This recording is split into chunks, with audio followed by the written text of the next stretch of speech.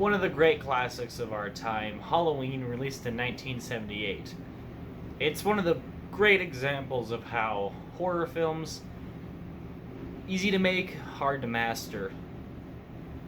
And one crucial thing about making a horror film is about making a memorable villain. Michael Myers being one of those memorable villains, I figured we take a look at my top 10 favorite horror villains. No video game villains on this list, that'll be for another time, and no heroes either, so Ash Williams, he'll have to wait.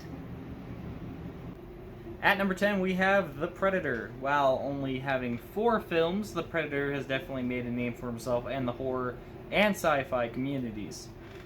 Again, while only having 4 films, he has been involved in 2 crossover movies and a numerous amount of other medias, including comics, books, video games, etc. The Predator is probably one of the more marketable characters on this list with the wide amount of variations we have for him, but that's what makes him and his race so unique. The fact that they're intergalactic hunters, only hunting for mainly fun and less for sport. They are truly a complex alien species that we may not understand here, now, or ever, and I'll probably keep it that way because it adds to their pretty badassness. Even though he's on at number 10, he definitely deserves a spot on this list.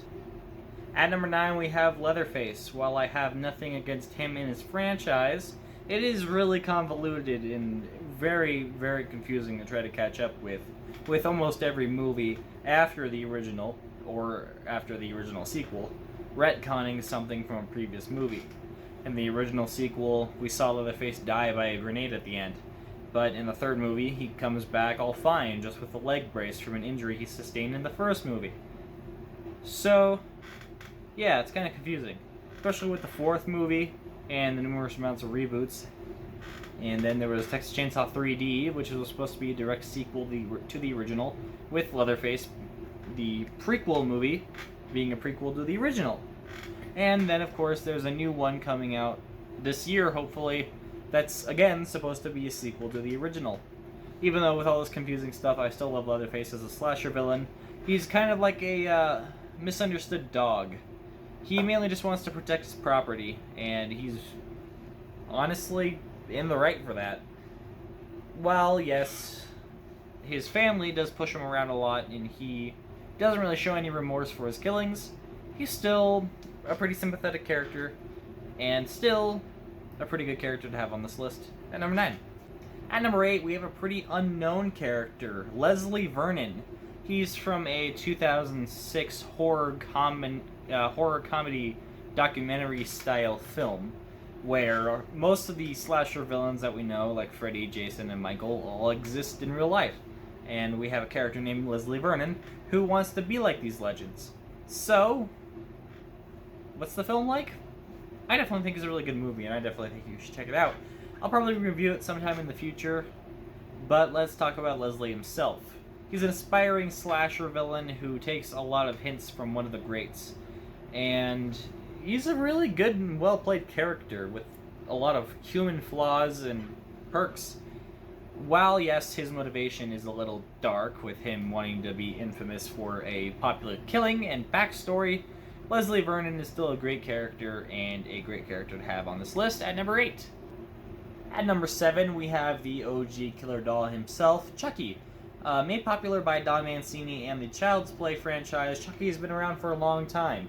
He's even getting his own TV show in October on the USA Network and Sci-Fi, which I'm very excited for. I really want to see what they can do on TV, and hopefully they don't have to tone it down any.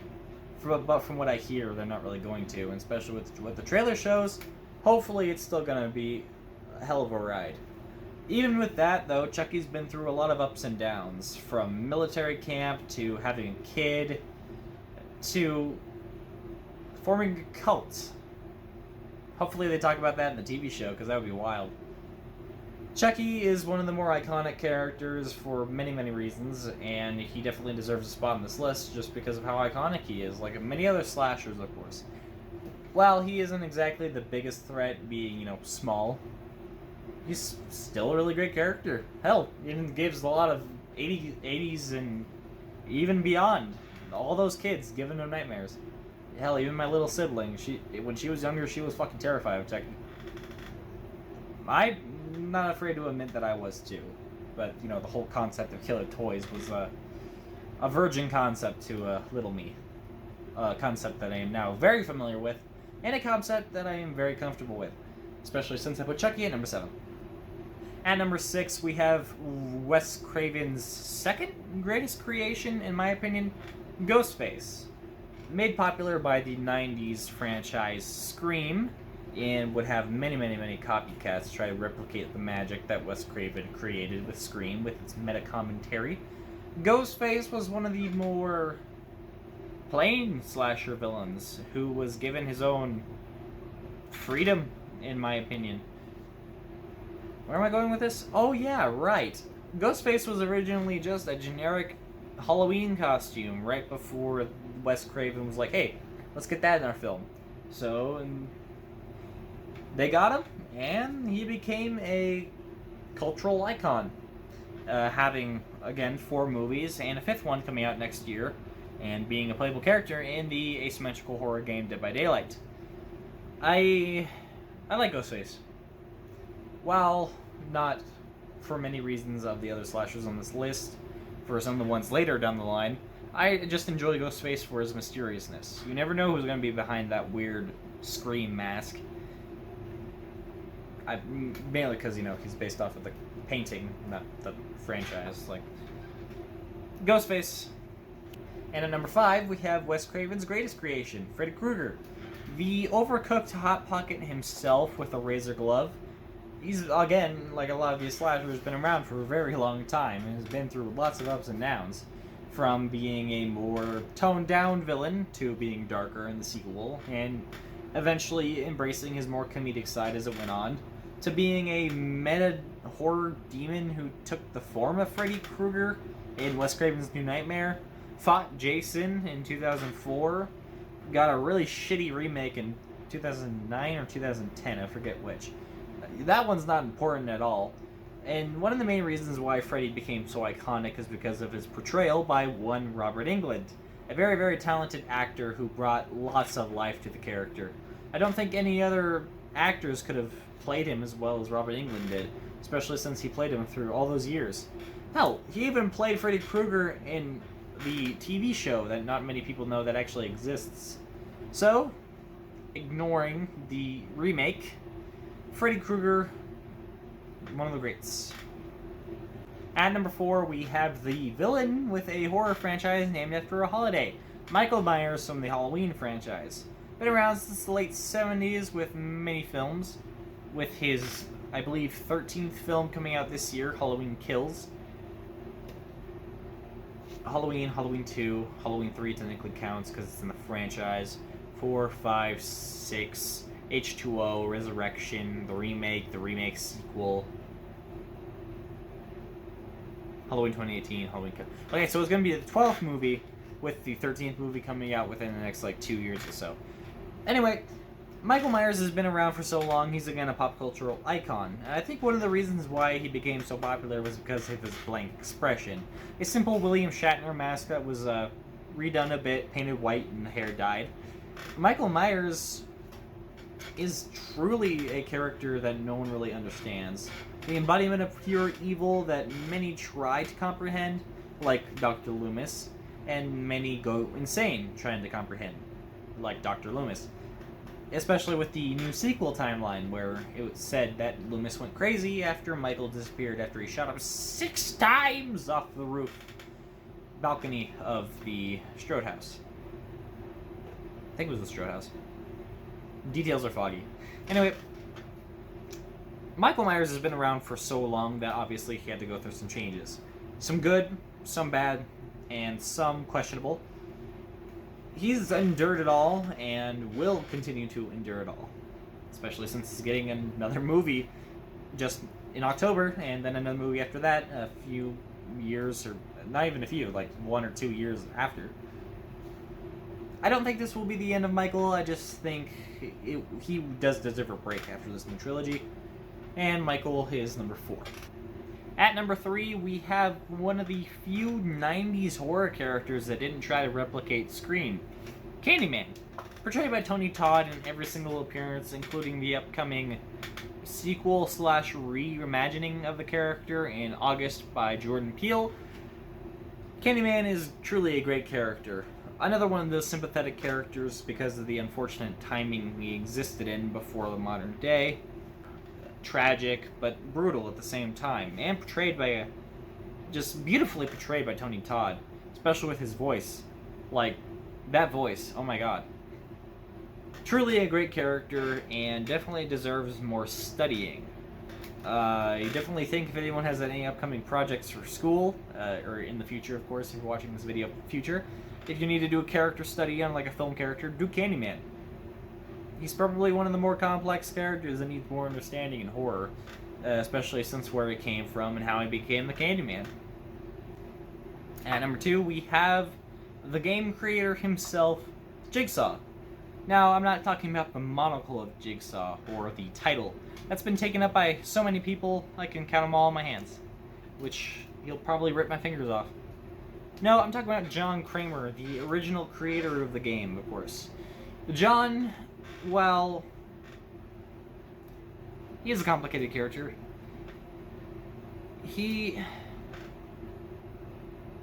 I think the best way I can describe John Kramer is a tormented man who believed that he can change lives through pain. Because he himself went through a lot of it. He was diagnosed with cancer. He lost his firstborn son. What else? Oh yeah, he tried to kill himself. This dude's got like 3 or 4 motivations. It's way too many. Usually most horror villains have like 1 or 2 simple motivations. This guy's got like 3 or 4 of them. And he just really wants to hammer all of these inside of your brain. Probably with an actual hammer that's automated to crush your skull if you don't complete a Rubik's Cube in 5 minutes. Which not a lot of people can do. Now, Jigsaw, while yes, is one of the more recent characters on this list, with his first film coming out the year I was born, 2004, John Kramer, played by Tobin Bell, in my opinion, is one of the better ones. I just really enjoy it. And not just because of the traps, I enjoy John Kramer as a character. If I just enjoyed the traps, I wouldn't be putting him on the list. I just like his character, I like the way he's portrayed. What can I say, except Jigsaw number 2. Now we have number 1, my favorite horror villain. If you were around this channel during what I like to call the closet era, where I filmed a lot of my videos in a closet in an old house, that was a weird phase for this channel. But let's be honest, this entire channel is a weird phase. Anyway, if you were around that era, you would know that before I had my custom avatar, you would know that I had a flaming Jason mask profile picture. So that's who number 1 is. Jason Voorhees from the Friday the 13th franchise. The first movie which came out in 1980 and had a sequel almost every year after that. Portrayed by probably the most actors on this list. While every other character on this list has been portrayed by 1 or 2 people, probably a few. I believe Jason has been portrayed by more than anyone else on this list. Maybe tied with Michael, but Jason has had a lot of actors. Some of them more popular than others, of course. One of them, of course, being one of the more popular ones, Kane Hodder, who I actually met at Comic-Con not too long ago. Really cool guy. Really nervous to meet him. You just, gotta get over those nerves and realize, hey, that's a person. And luckily for me, he was really cool. But Jason is probably one of my favorite slasher villains because he was probably one of the first ones I ever watched. Him and Chucky were the first movies I probably, at least to my memory, which is very fading. First experiences too. I believe the first 3 horror films I ever really watched, at least vividly, of course, remembering, was Seed of Chucky, Freddy vs. Jason, and Jason X. With the double exposure to Jason compared to Chucky or Freddy, Jason became one of my favorite ones. I don't know what it was. Was it his bulking frame, the hockey mask, the symbol character, the machete, I don't know what it was. I just know I was drawn to the character, and I love this character, and I know plenty of others do. Well, yes, some of these other characters on this list have way more defining features. Freddy can control dreams and stuff, while Jason's just a big man with a big knife.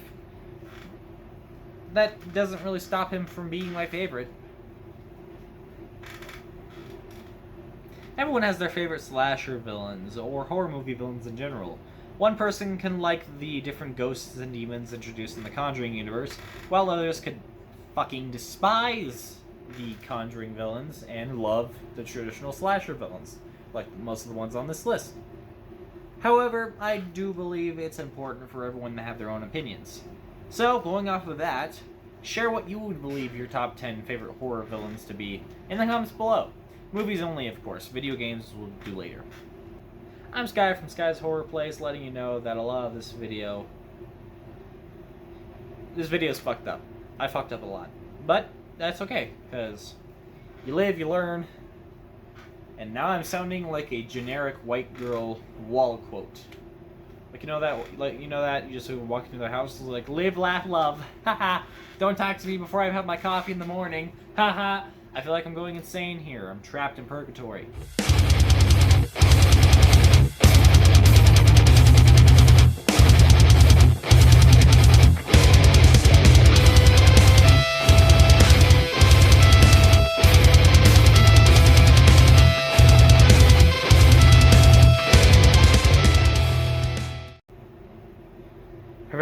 I really gotta write scripts for these things. These things fucking suck.